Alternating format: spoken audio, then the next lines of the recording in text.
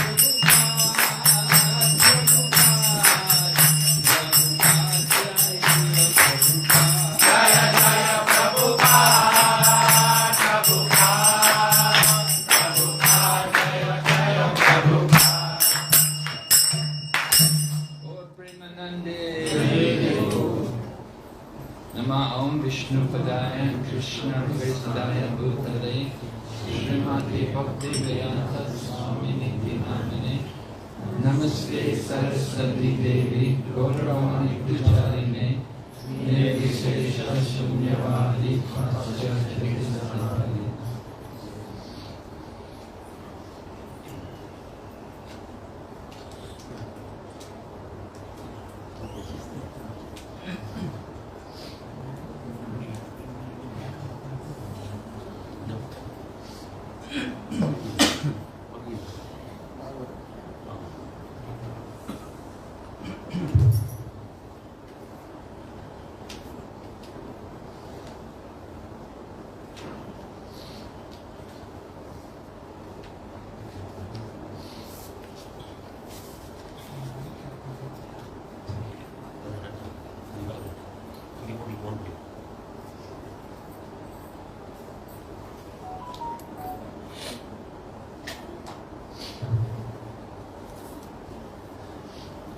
Om Namo Bhagavate Vasudevaya.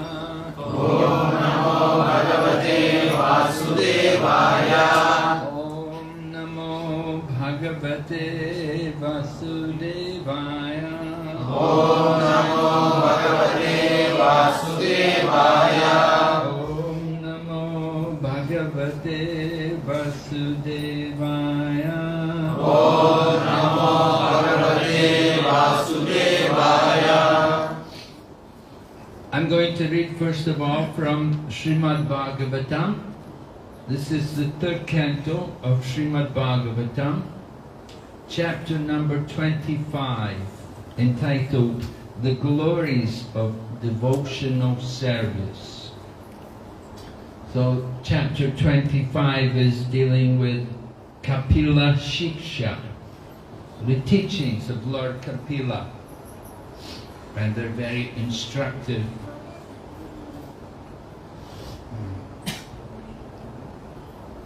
Prasangam, Ajaram, Pasham, Atmana, Kavayo, Vidu, Eva, Sadushu, Krito, Moksha, Dwaram, Apavritam, Prasangam, Ajaram, Pasham,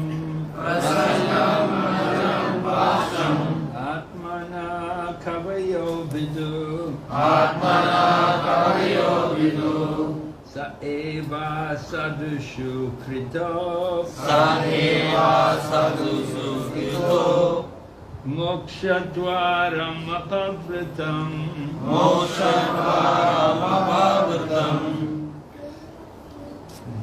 Word meaning.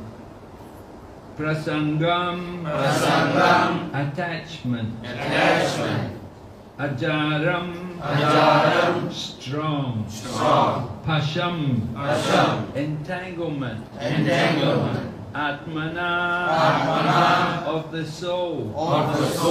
Kavayo, learned man. Vidu, no. Saeva, that same. Sadushu, to the devotees. Krita, apply. Moksha dwaram, the door of liberation. Apavritam, open. Translation. Every learned man knows very well that attachment for the material is the greatest entanglement of the spirit soul. But that same attachment, when applied to the self-realized devotees, opens the doors to liberation. Purport by Srila Prabhupada.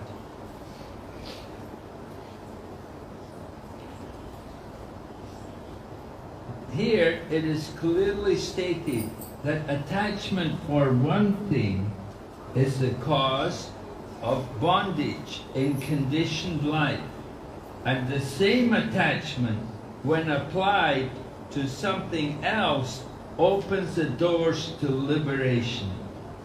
Attachment cannot be killed. It has simply to be transferred.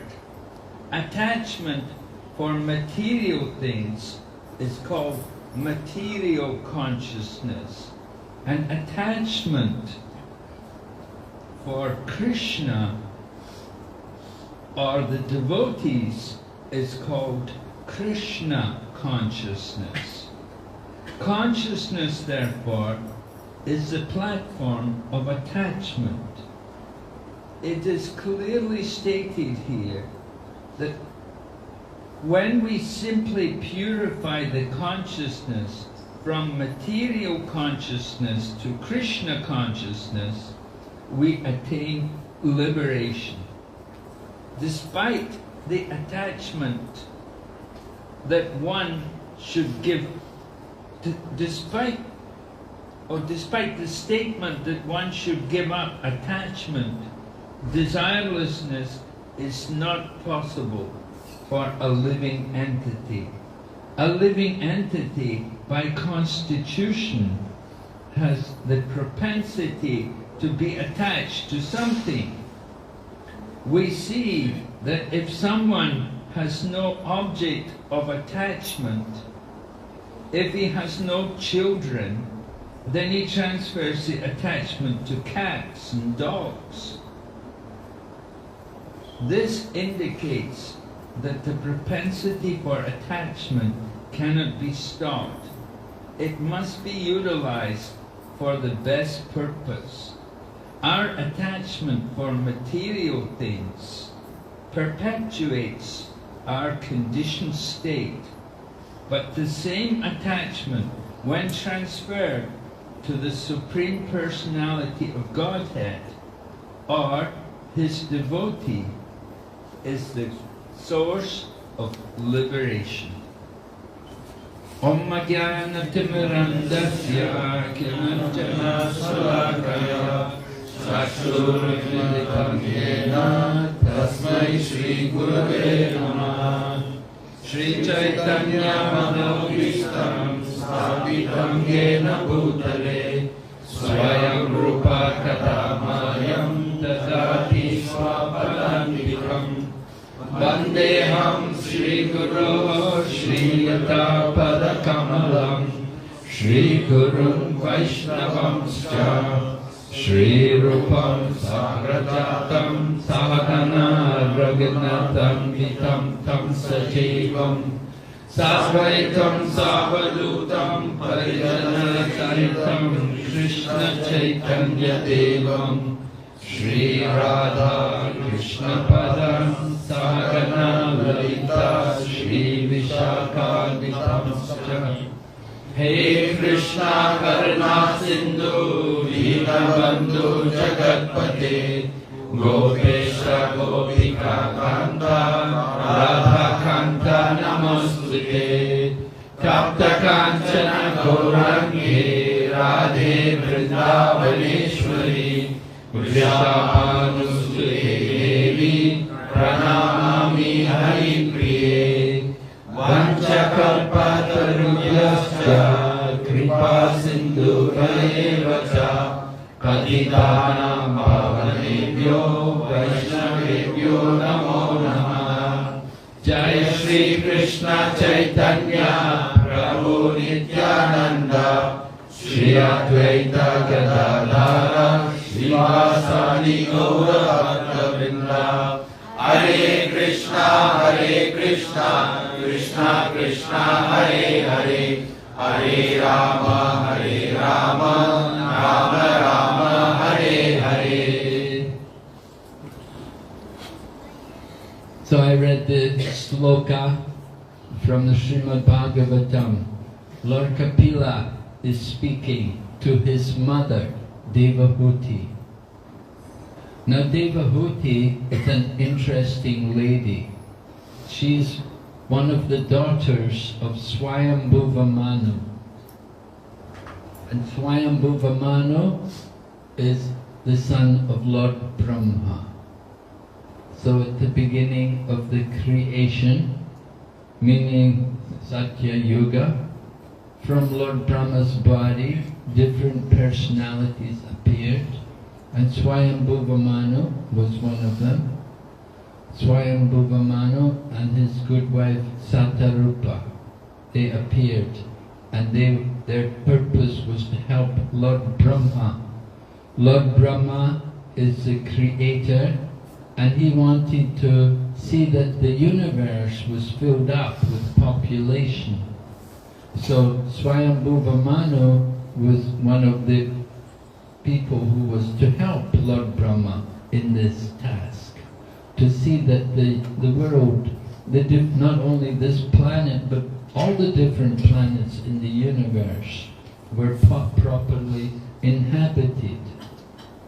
So Swayambhuva Manu and his wife, they had three daughters, all very great ladies. There was Akuti, there was Prashuti, and there was Devahuti. And they had two sons also, who were also very great souls. So anyway, Devahuti was given in marriage to Kardama Muni. Now Devahuti, as we said, the daughter of Swayambhuva Manu, Manu is in one day of Brahma there are 14 Manus. Swayambhuva Manu was the first Manu in this particular day of Brahma. So Swayambhuva Manu had a palace. He was not a poor man, he was living in a palace with great opulence. And he was to get Devahuti married. And so it was arranged that Devahuti heard about this one great yogi named Kardama Muni. Kardama Muni was doing austerities. He was practicing yoga. Now it was Satya Yuga. In Satya Yuga, people lived a long life. They could live 100,000 years. Means 1 lakh, right? 1 lakh, 100,000. So, Kardama Muni was doing yoga because, well, he wanted to purify himself. At the same time, he wanted to have a wife. He wanted to get married. So he performed some austerities before married life. This is the Vedic culture. Nowadays people cannot imagine such things. They think, what? Must be crazy.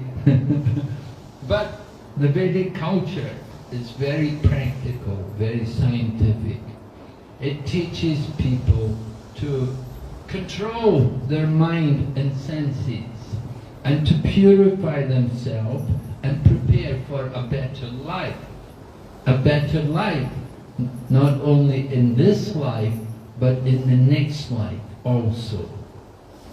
So Kardama Muni was doing yoga for 10,000 years. Because they live 100,000, we live, what, maybe very rarely people live 100. So Kardama Muni, 10,000 years out of 100,000 years, it's what, 10%, right? So 10% of 100, if we did yoga for 10 years,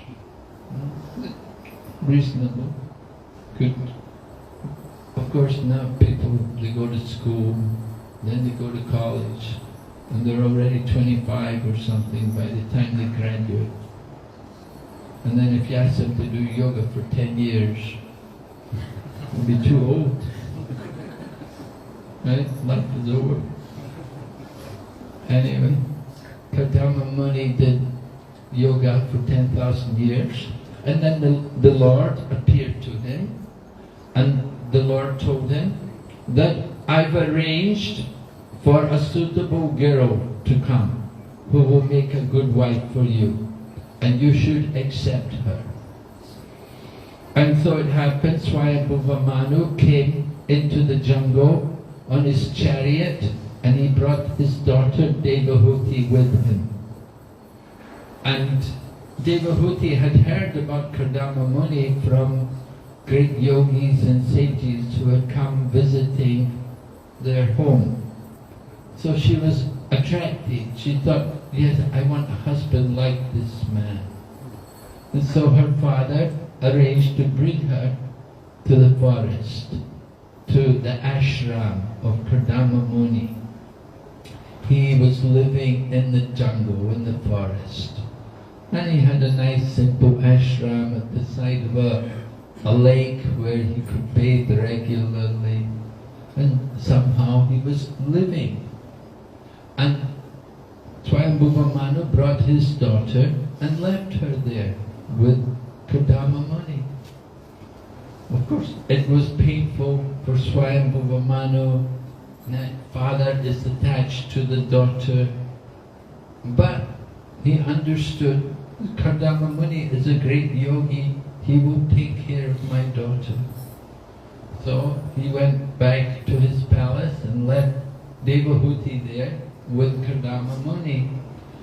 And they continued with their austerities. Kardama Muni continued with his practice, his spiritual practice. So at one point his wife approached him and requested that, you know, we should have a family. I would like to have a child. So Kardama Muni and his wife, they were doing austerities. And Kardama Muni considered that this kind of situation is not very good for family life.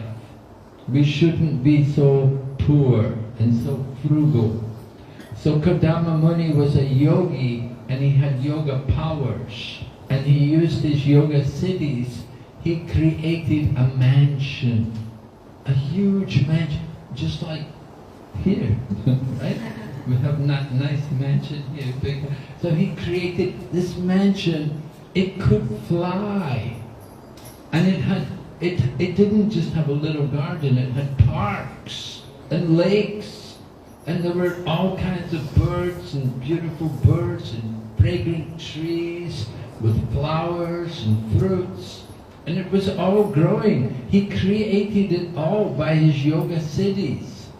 And there were also servants there also, living and taking care of the people in the palace.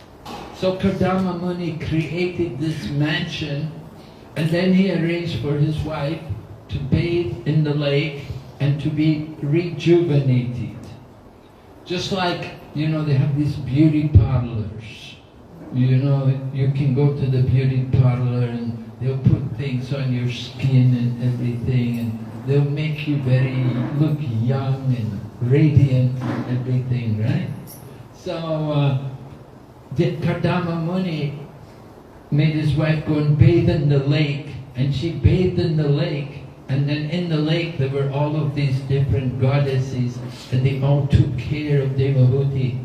Her hair had become matted, so they unmatted all of her hair, made her hair very nice and beautiful. And they did everything to rejuvenate her and make her very attractive, as she should be for her husband, for the pleasure of her husband.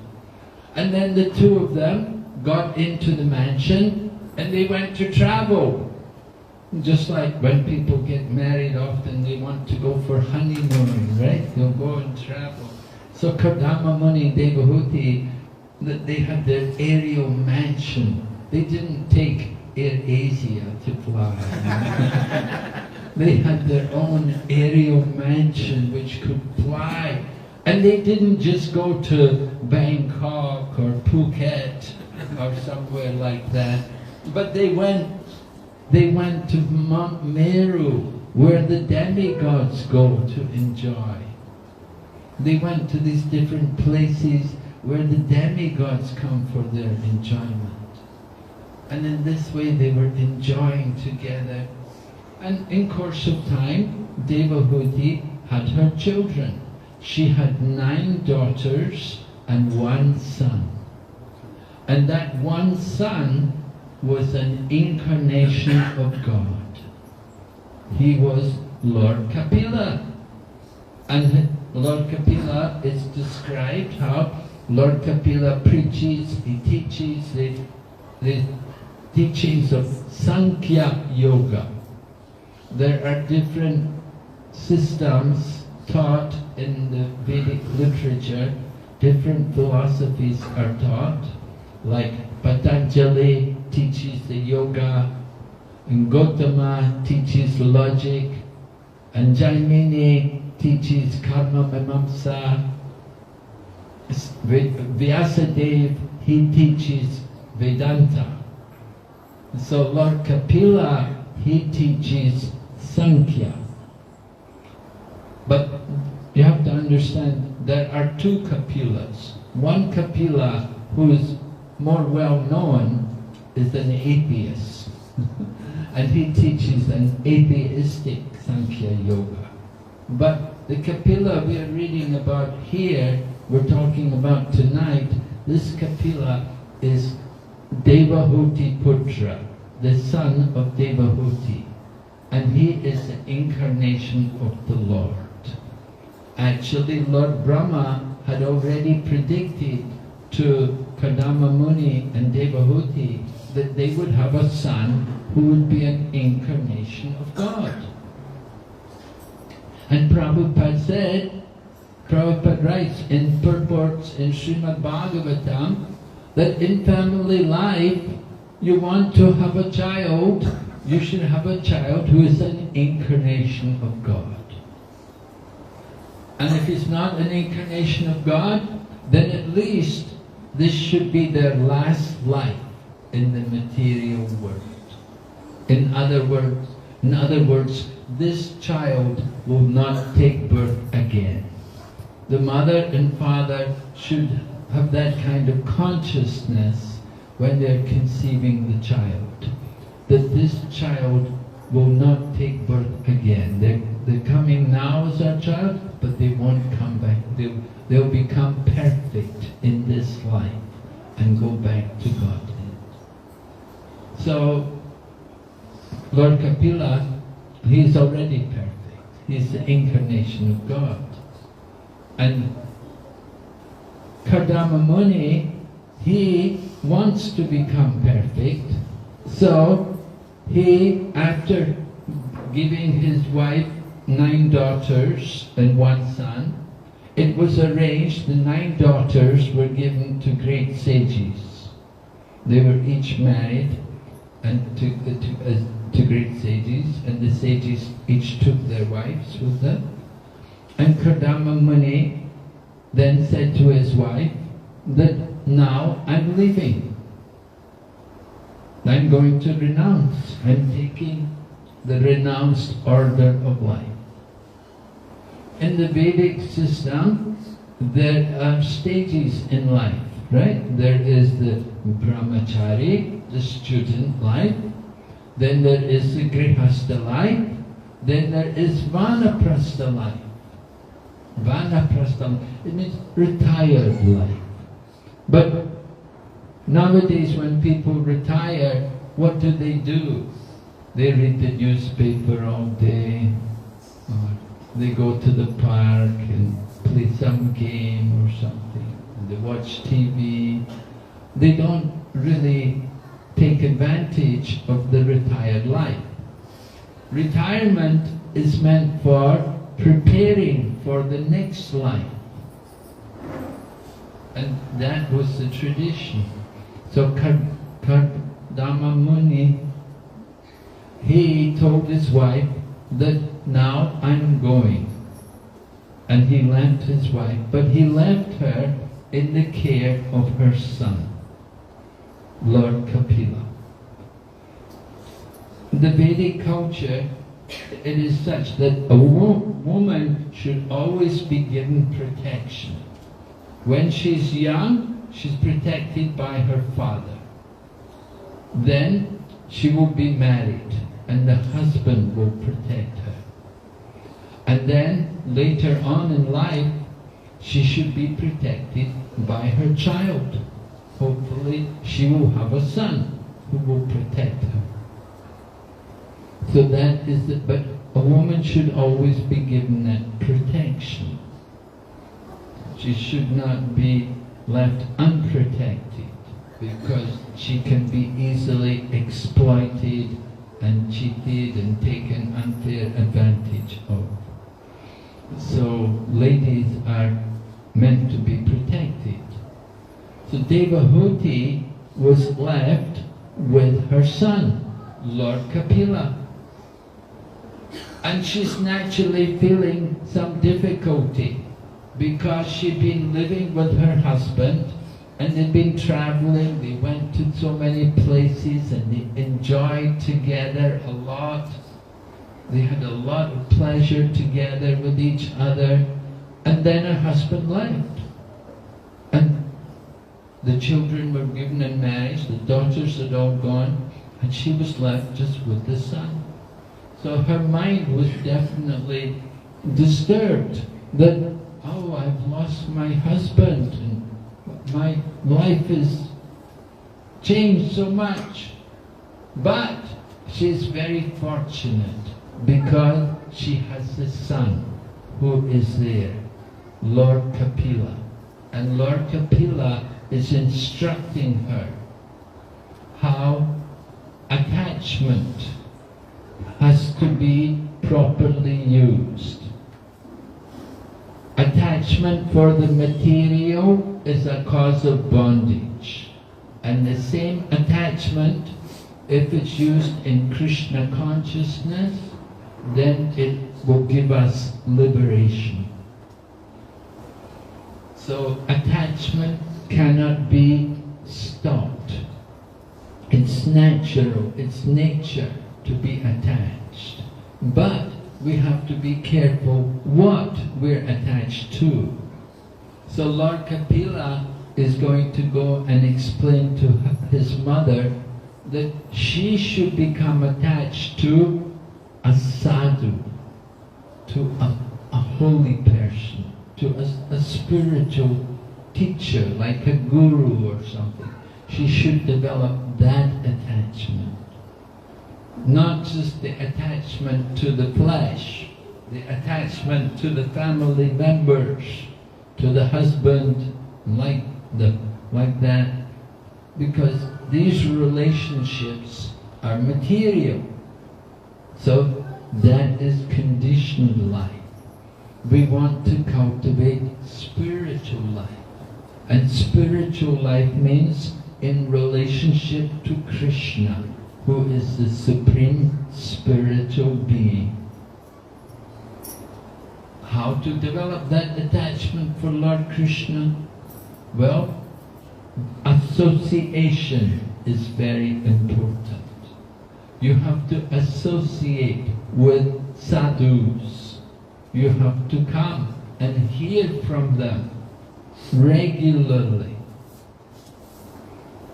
Srila Prabhupada used to come, he came even here to Malaysia. He didn't come to Johor, but he did go to Kuala Lumpur and Penang, and he went to Ipoh, and he went to some other place. So he came, spent some time here in Malaysia, and he encouraged that, he said that we should have a nice temple here in Malaysia. And now, gradually, so many devotees are here in Malaysia, and we want to develop nice temples also. Not just one, but we want to have many temples, right? We want to make temples in everyone's heart. We want to make the heart clean, and then we will make a nice temple in the heart, and and we will ask Radha and Krishna to sit in the heart. That will be the perfection of the Krishna consciousness movement. To give everyone a temple in their heart. So Lord Kapila is instructing his mother that she has to become attached, not just simply to the husband, but she has to become attached to a sadhu.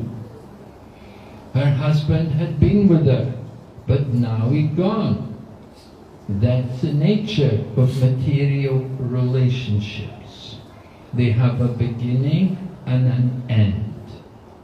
Of course, we don't like it, we find it painful, but we have to replace the attachment. Lord Kapila is telling his mother that the attachment for the spiritual will help to make your life perfect. You have to become attached to the holy people. You have to hear from them. And Lord Kapila goes on to describe who are actually holy people.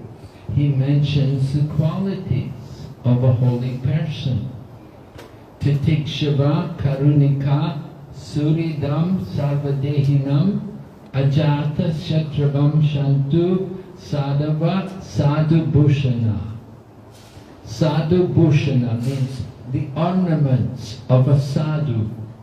Just like ladies will wear ornaments. They will have necklaces and bracelets and rings, ornaments.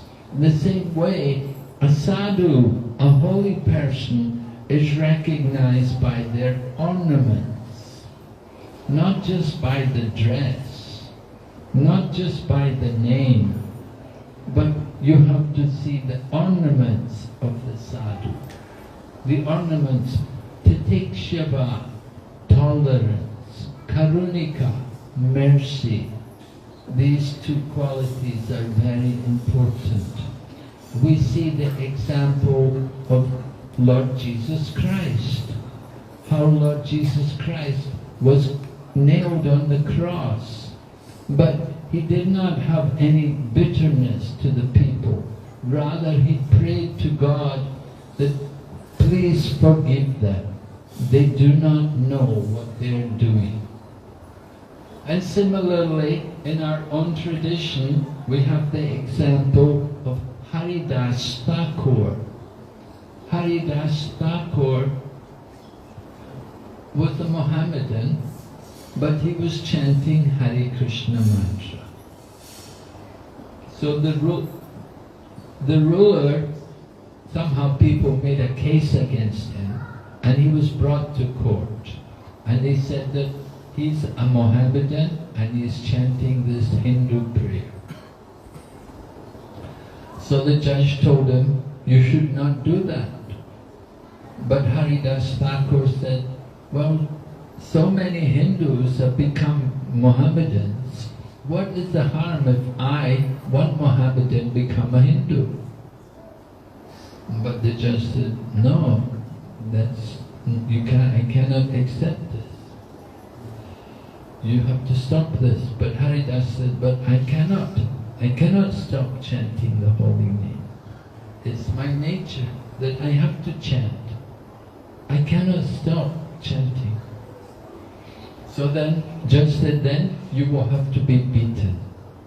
And you will have to be beaten in 22 marketplaces.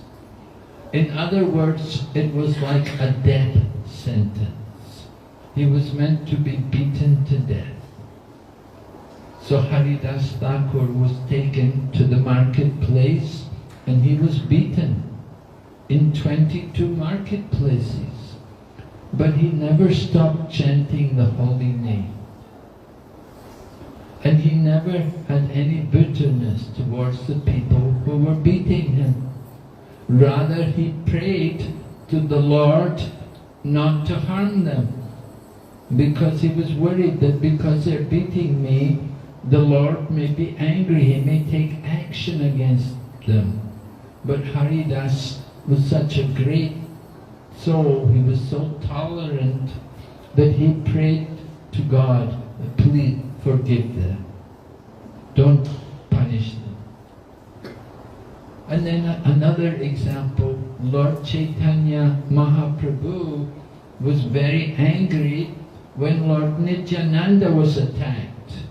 Lord Nityananda had approached two drunkards and requested them to chant the holy name. And they were drunk, so one of them took a pot of wine and hit Lord Nityananda on the head with it and drew blood from his forehead. Lord Chaitanya heard. Lord Chaitanya was so angry, he came running there and he was going to kill these two people.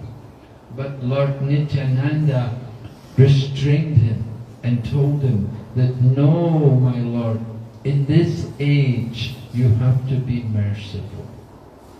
In other ages, Lord Krishna would kill the demons. And Lord Rama also killed many Rakshasas and demons. But in this age, Kali Yuga, there are so many demons that you have to tolerate. You cannot kill them. Rather, we have to make the demons devotees. Of course, it's not an easy task, but that should be the mode. So tolerance and karuna, mercy, just like Srila Prabhupada gave a lot of mercy. He travelled everywhere to give mercy, to bring the message of Krishna to people, to awaken them to Krishna consciousness, and to teach them how to worship Krishna. A sadhu has no enemy, ajata shatru. His enemy is never born. Someone may say, he's my enemy, but the sadhu will not say, he's my enemy. Sadhu will has no enemy. He sees everyone equally. He sees Krishna in everyone. And the sadhu also knows the Shastra. He knows the scriptures and he follows the teachings of the scriptures. Lord Chaitanya Mahaprabhu had an interesting conversation with one of his followers named Ramananda Rai. Ramananda Rai was born in a Sudra family. He was not born in a high-class Brahmin family, rather he was born in a low status. And he was in family life, he was not renounced. And Lord Chaitanya, he was born in a Brahmin family, and he was renounced, he was a sannyasi. So he met with Ramananda Rai. And when the two met, Lord Chaitanya would ask questions to him. And Ramananda Rai said, oh, this is not good. He said, I'm much lower than you. I should be questioning you. But Lord Chaitanya said, no. He said, Kipa vipra kipa nasi sudra kininai ye Krishna tattvavet se guru hai. The meaning is, it does not matter what position you're born in. You may be a sannyasi, you may be renounced, you may be a Brahmin, you may be low-born. That's not important. That is external. What is important is that you know Krishna Tattva. You should know the science of Krishna. And you should be willing to give it to others, to explain it to other people. That is very important. He said, then you can be guru, because you know the science of Krishna. If you don't know the science of Krishna, even though you're born in a big family, very big birth, Brahman, but if you don't know the science of Krishna, then you cannot be the spiritual teacher. It's not the birth which is important, but what is important is the qualities.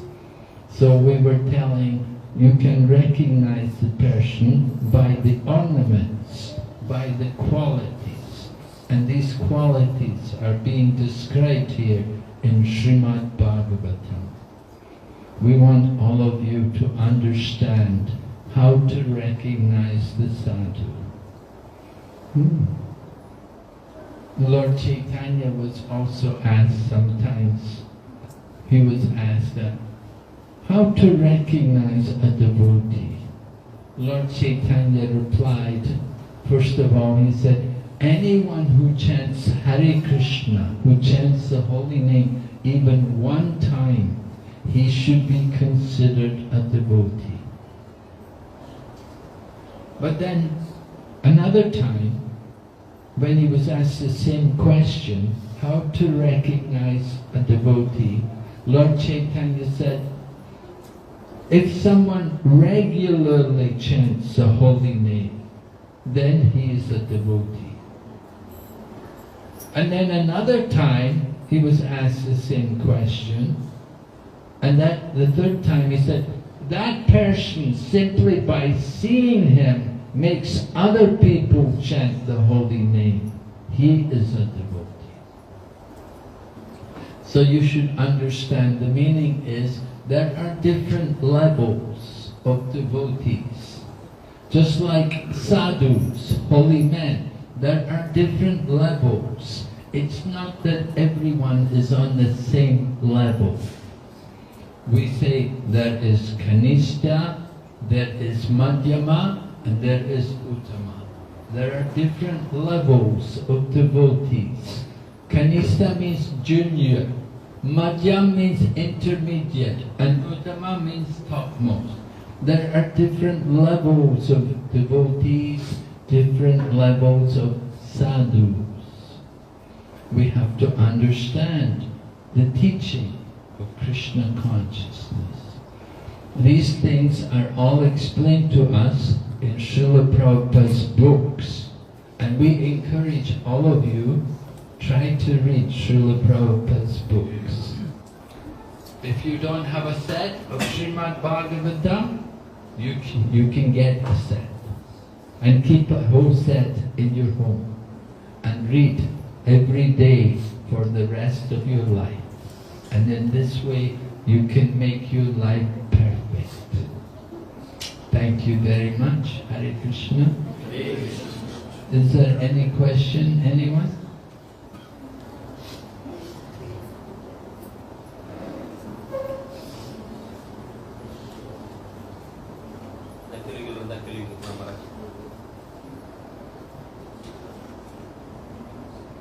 Any question, Prabhu? No? Prabhu, question? No? Okay. Hare Krishna.